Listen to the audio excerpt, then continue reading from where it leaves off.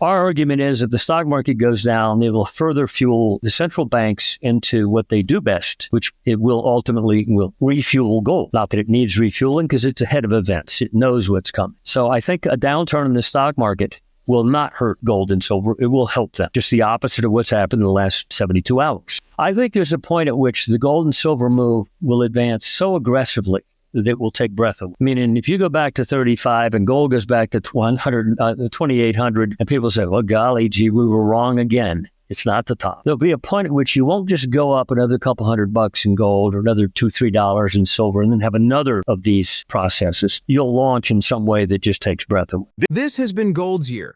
The precious metal has been on a tear in recent months, outperforming many other asset classes by a landslide. Forecasts project stock market gains of about 9.3% for the year. Meanwhile, gold prices have jumped by over a whopping 35% since the start of 2020 alone. Momentum structural analyst Michael Oliver highlights a shift in gold and silver markets after 3 years of stagnation, with gold in a narrow range and silver gradually declining. While addressing the prevalent skepticism in the market, Oliver mentions that recent declines have fueled doubts among some investors who quickly assumed the bull market was over. Meanwhile, central bank demand for gold has surged in the past 5 years, swallowing nearly 1 in every 10 ounces produced by the mining sector on official data, and running at perhaps twice that size on the gold industry's best estimates for purchases, including unreported allocations. However, Michael Oliver contends that if the stock market experiences a downturn, it could prompt central banks to intervene, thereby boosting gold and silver rather than hurting them. Technically, he anticipates a possible correction in the stock market, predicting it could drop by 10 to 15% in phases over several quarters rather than an immediate crash. In this environment, he sees gold and silver outperforming stocks, with gold up over 30% year-to-date and silver gaining even more. Gold has historically underperformed over the long run compared to market-linked investments like stocks and index funds. Although it's not as profitable as higher-risk securities, experts say investing in gold is best used for further portfolio diversification and as a hedge against inflation. Now, we present the clips of Michael Oliver's insights from his recent interview. Before we continue to discuss this, please subscribe to our channel and activate the bell icon for timely updates. After the 3 years of lethargic action by gold, where it was caught in a 20% range, that's all, 20%, max high to max low. In fact, most of it was a 15% range between mid-2020 and early 2024. Silver and the miners staircase down gradually while gold went sideways. But once we emerged in March, the tone of the market changed, and of course, gold shot up nicely. Silver went from our breakout level was between 25 and 26 on momentum, and we shot up to 35. But in that process, you'll notice they continue to have these repeated sell-offs. Sometimes they last several months, April to May, June, July. In gold, for example, where it went sideways, silver corrected down, or several weeks, or recently just a very bad week. Now, there's a point at which this bull market will prove to the doubters, who apparently are constant out there. In fact, I've never seen such doubt as we've just had with the recent drop.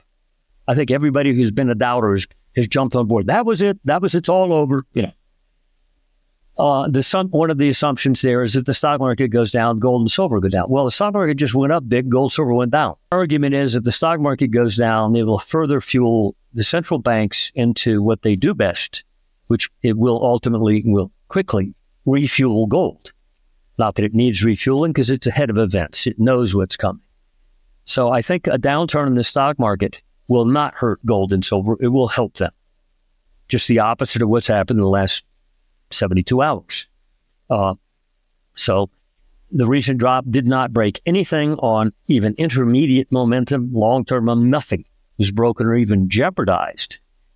Whereas everybody screamed, that's it. I don't know what they're going to say when we go back to 2,800 gold and silver goes back up to the mid-30s again, 35 or so. When are they going to shut up? Hey, I think there's a point at which the gold and silver move will advance so aggressively that it will take breath away. Meaning, if you go back to 35 and gold goes back to 2,800, and people say, well, golly gee, we were wrong again. It's not the top. there'll be a point at which you won't just go up another couple $100 in gold or another $2-3 in silver and then have another of these processes. You'll launch in some way that just takes breath away. The stock market is the leader. Watch it right now, because when it goes, that will provide one further impetus for gold. And temporarily, and I say temporarily because I'm not a friend of long-term U.S. government debt. There's a lot of major analysts, including one from Bank of America a couple of weeks ago, said, do not buy U.S. Treasury bonds. Okay, this is a chorus from very wise people. Many analysts that I respected aren't technicians. But the technical situation in bonds looks like you could actually get a spike on the upside for a couple months maybe, where if money moves out of the stock market in a somewhat surprise process, not really, but to many people, money will flow into T-bonds for a while. The main beneficiary ongoing will be gold and silver. But right now, I think you've got to watch the stock market very closely. And as I said, as far as technical triggers, I won't get specific. We give that to our subscribers. But generally speaking, you don't want to go back down to where we were a week or two ago in price. That's only several percent below you.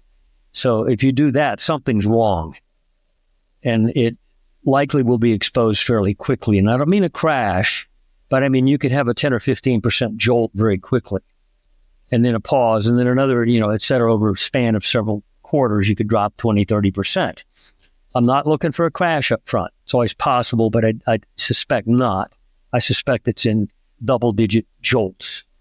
And during that process, I think gold and silver will be perceived, and many analysts do now. They realize, it's beating the stock market.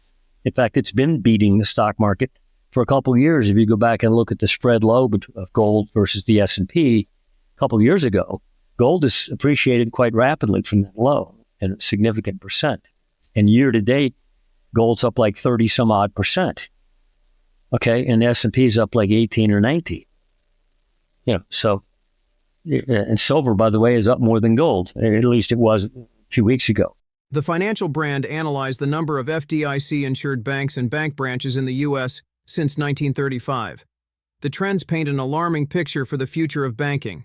In the next 20 years, half the banks around today will be gone, leaving fewer than 2,000 banks in the U.S. by the year 2042. While reflecting on the market, Michael Oliver notes that the recent bank sector surge was part of the broader Trump rally, but he expects banks to decline with the overall market rather than lead on the downside. He advises monitoring the NASDAQ 100 and the S&P, as specific levels there could signal a larger downturn. Concurrently, Oliver sees tech as the true market bubble, paralleling the 2000 to 2002 dot-com bust. One chief equity strategist says the S&P 500 index could face a significant decline following its 2024 gains. A drop in U.S. markets, he suggests, would not be isolated, with similar vulnerabilities in Japan and India prompting central banks worldwide to react aggressively. I had a big goose the other day. Bank sector went up very large on the Trump rally. Again, the banks will go with the market, and whether they lead it on the downside, I suspect not. But all the sectors of the market will go down with the market. Watch NASDAQ 100. The S&P is closely, by the way, our trigger levels for NASDAQ that tell us, okay, we've really started.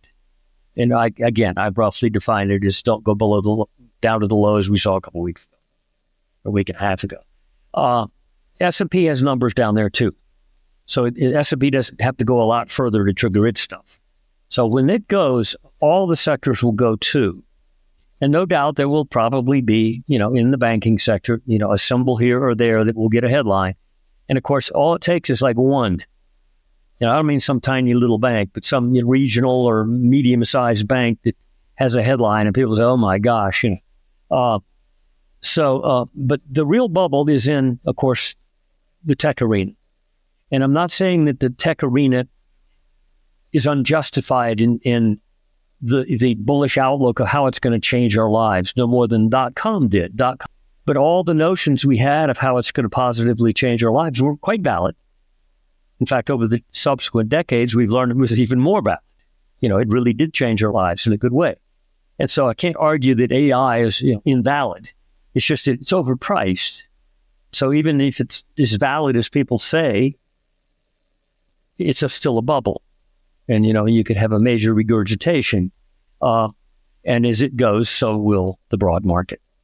And also there's some other indices overseas that very much resemble ours, not Europe. Europe is not a bubble. China is certainly not a bubble. They're not even double the price they were in 2009. But Nikkei in Japan, again, monetary policy helped create that one. And the Sensex in India both look like bubble-type markets that are very much in sync with us in terms of how much do they have to drop to blow their structures. And I'm not talking price, but momentum structures. They're pretty much in sync. So this U.S. drop would not be isolated. Hence, the central banks of the world will go berserk. Given its strong upward trajectory this year, today's lower price may offer a strategic entry point, but many factors must be considered. After all, gold has historically shown resilience and an ability to grow in value over time, especially during periods of economic uncertainty. Analysts predict demand will keep increasing prices, with some expecting it to reach $3,000 per ounce in the coming months. Given the projected stock market corrections, do you think precious metals will continue outperforming stocks as a preferred safe haven investment? Drop your thoughts in the comment section below. If you find this video informative, don't forget to support our channel and turn on notifications to stay informed about our latest videos. See you in the next video.